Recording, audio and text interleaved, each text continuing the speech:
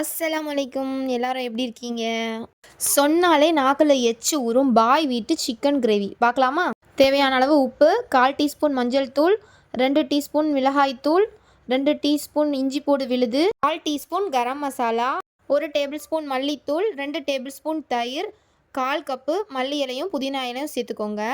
அதோட 1/2 kilo chicken இன்னைக்கு நான் சேர்த்துருக்கேன்.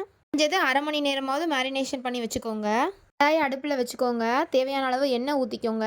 எண்ணெய் கொஞ்சம் அதிகமாக இருந்தால் தான் கிரேவி கொஞ்சம் நல்லா வரும். 3 பெரிய சைஸ் வெங்காயத்தை நீல வாக்கில் வெட்டி வச்சுக்கோங்க.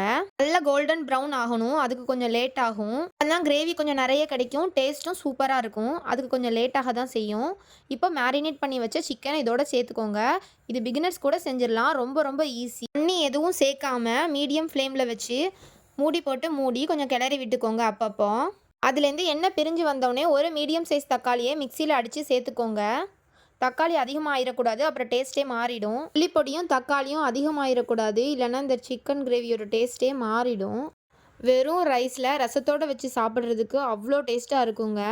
சப்பாத்தி, பரோட்டா, இடியாப்பம், ஆப்பம் எல்லாத்துக்கும் ரொம்ப டேஸ்ட்டாக இருக்கும். கண்டிப்பாக ட்ரை பண்ணி பாருங்கள். மேரினேஷன் முந்தின நாளே பண்ணி வச்சுட்டா கூட உங்களுக்கு ரொம்ப ஈஸியாக இருக்கும் இது பண்ணுறதுக்கு.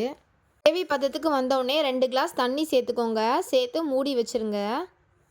இப்பப்போ அடி பிடிக்காமல் பார்த்துக்கணும், அதுதான் இதில் மெயினே. அவ்வளோதான், ரொம்ப ரொம்ப டேஸ்டியான சிக்கன் கிரேவி ரெடி ஆயிடுச்சு. இது இன்னும் கொஞ்சம் வத்த வச்சு பெரட்டல் மாதிரி கூட சாப்பிட்லாம்.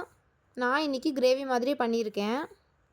இதில் உருளைக்கிழங்கு சேர்த்தா கூட ரொம்ப ரொம்ப டேஸ்ட்டாக இருக்குங்க. கண்டிப்பாக ட்ரை பண்ணி பாருங்கள். ட்ரை பண்ணி பார்த்துட்டு கமெண்ட்டில் சொல்லுங்கள். அவ்வளோதான், தலை நம்ம கிரேவி ரெடி ஆயிடுச்சு. நாக்கில் எச்சு ஊறுதுங்க. வாங்க சாப்பிட்லாம்.